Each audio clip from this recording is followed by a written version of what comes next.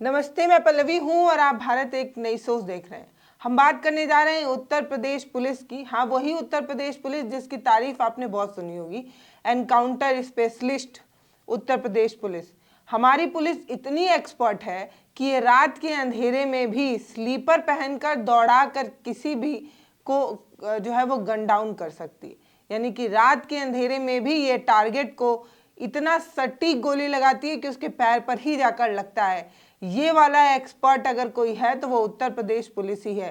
मतलब पता नहीं क्यों सरकार इन्हें रोक कर रखी है, नहीं तो ओलंपिक वगैरह में चले जाएं तो ना जाने कितने गोल्ड मेडल ले आएंगे और पूरे देश का नाम होगा। लेकिन उत्तर प्रदेश के पुलिस जो है वो ओलंपिक में नहीं जा रहे हैं, वो सिर्फ एनकाउंटर स्पेशलिस्ट ही बन रहे हैं एसटीएफ में और अलग अलग जगहों पर। अब आज इस बारे में चर्चा इसलिए हो रही है क्योंकि एक वीडियो आपके साथ साझा करने जा रही हूँ। तो ये उत्तर प्रदेश के एसआई साहब हैं। भाई साहब पता नहीं ट्रेनिंग वगैरह लिए हैं या नहीं, इसकी कोई जानकारी नहीं है। और भाई साहब अगर ट्रेनिंग लिए हैं आप तो ट्रेनिंग में भुला गए हैं क्या? मतलब इतनी ज़्यादा मूर्खता ये कर रहे हैं। ये एसआई साहब हैं और इनको एक कारतूस दी गई। कारतूस को लोड करके फायर करने के लिए आदेश दिया गया। अमूमन इस तरीके के आदेश दिए जाते हैं और ये प्रैक्टिस का एक हिस्सा होता है। कारतूस भी अलग अलग तरीके के होते हैं। कुछ जिंदा कारतूस होता है, कुछ ऐसा कारतूस होता है जिससे सिर्फ आवाज़ निकलती है, कुछ ऐसे कारतूस होते हैं। अमूमन मैंने एनसीसी की हुई है तो हमें भी एक तरीके का कारतूस दिया जाता था। लोग कहते हैं कि उस कारतूस से जान तो नहीं जाती थी, लेकिन हाँ, घाव बेशक बहुत गहरा लग सकता था, इस तरीके की बात कही जाती थी। तो हमें पता है कि जो रिवॉल्वर होता है या जो राइफल होता है, राइफल कितने प्रकार के होते हैं और एक मैगजीन में, एक राइफल की जो मैगजीन होती है उसमें किस किस राउंड में जो है वो लोड किया जा सकता है। ये वाली जो ये वाली गन इन्होंने ली हुई थी या ये वाली जो रिवॉल्वर या राइफल इन्होंने जो ली थी, इसमें मैगजीन नहीं थी। तो इसमें वन लोड जो है आपको करना होता है और फायर करना होता है। दोबारा से अनलोड करके फिर से आपको एक राउंड का बारूद का डालना होता है और फिर आपको फायर करना होता है। तो ये जो एसआई साहब हैं, इनसे ये आदेश दिया गया एक कारतूस देकर, एक जो गोली है वो देकर कि इसे कैसे लोड करोगे। तो एसआई साहब जो हैं वो बंदूक की जो नली होती है उसमें जो है वो कारतूस को डाल रहे हैं और बता रहे हैं कि इस तरीके से कारतूस को लोड किया जाता है। उसके बाद वो उसका हैंडल उठाते हैं, उसको पीछे करते हैं और फिर उसको कहते हैं अब फायर करना है। इस तरीके की चीज़ कर रहे हैं। वीडियो देखिए आप।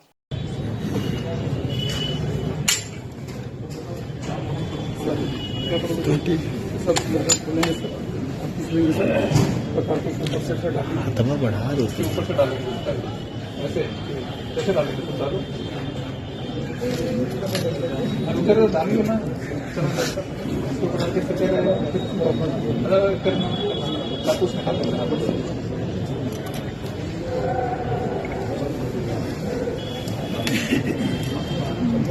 फिर डाल दिया, फिर उसके बाद क्या करोगे? होल्ड चढ़ाएंगे सर, लिस्ट लेंगे सर, लिस्ट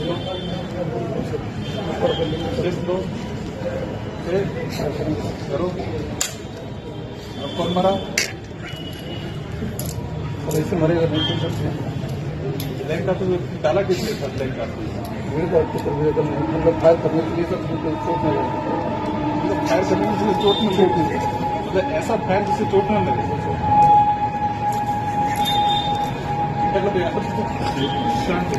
अब एसआई साहब को न जाने किसने ये सिखा दिया कि नली के सहारे जो बारूद होती है, जो कारतूस होती है, उसको भरा जाता है।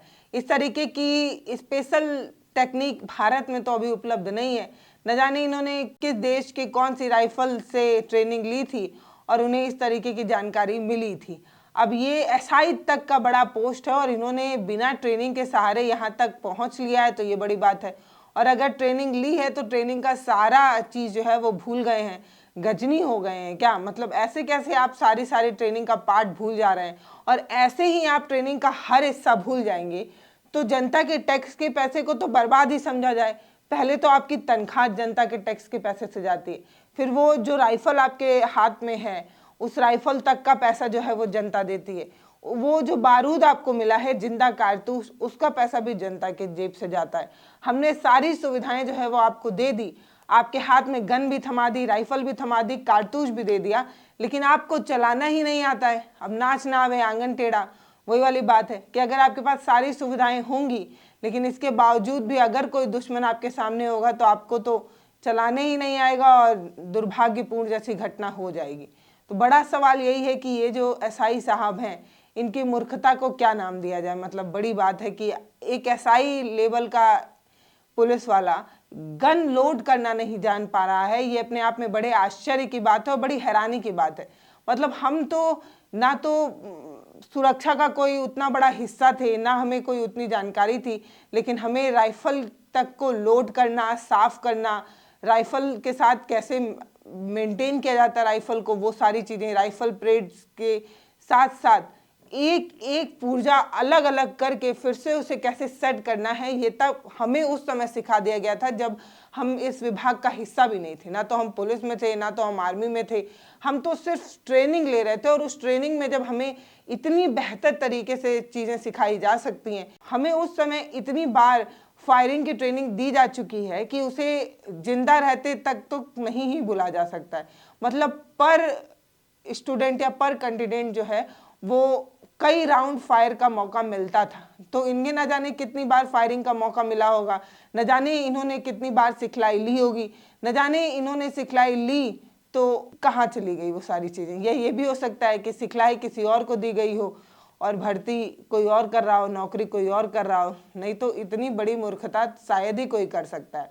और जब ये चीज़ें, सारी चीज़ें हो रही थी तो जो उनको कमांड दे रहे थे वो भी और जो उनके पीछे खड़े थे वो भी सब सिर्फ इसलिए मुस्कुरा रहे थे कि इतना मूर्ख भी कोई हो सकता है क्या। और ऐसा नहीं है कि उत्तर प्रदेश पुलिस का ये पहला किस्सा है जो हम आपके साथ साझा कर रहे हैं।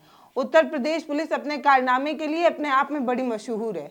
ऐसे ही एक एनकाउंटर के वीडियोस में नजर आया था कि जब दरोगा साहब के पास ना कोई रिवॉल्वर थी, ना कोई राइफल थी, और वो मुंह से खुद ही ठाएं ठाएं की आवाज़ निकाल कर एनकाउंटर कर जाते हैं। तो उत्तर प्रदेश पुलिस के बारे में क्या ही कहा जाए, और जितना भी कहा जाए वो कम ही है।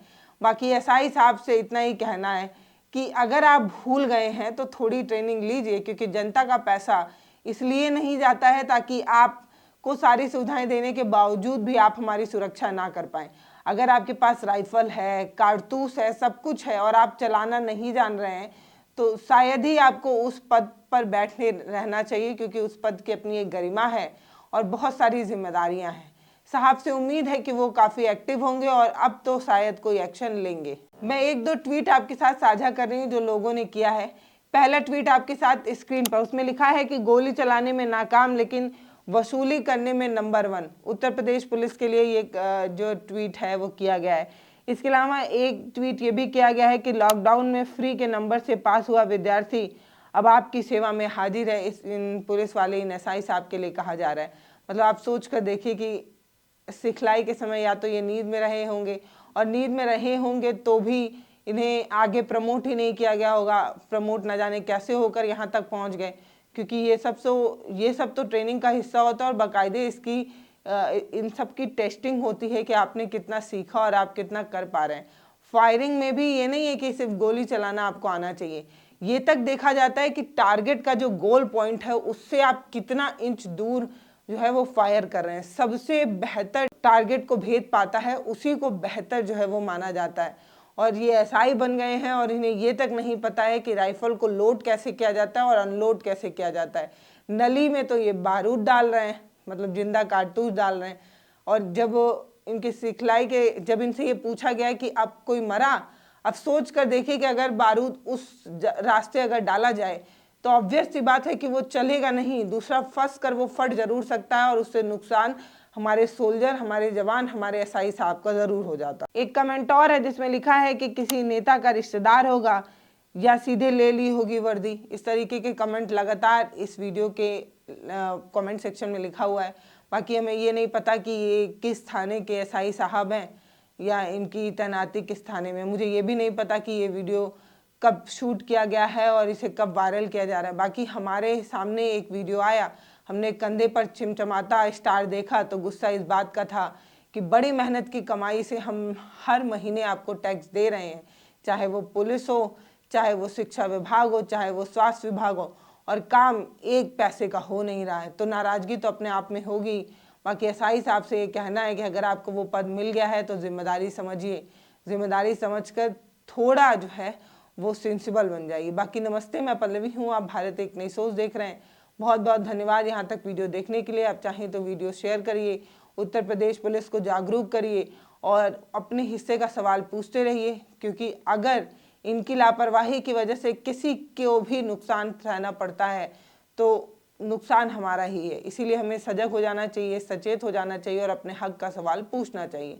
तो अगर आप सवाल नहीं पूछ पा रहे हैं तो वीडियो शेयर कर भी आप अपनी जिम्मेदारी जो है वो पूरी कर सकते हैं। बहुत बहुत धन्यवाद।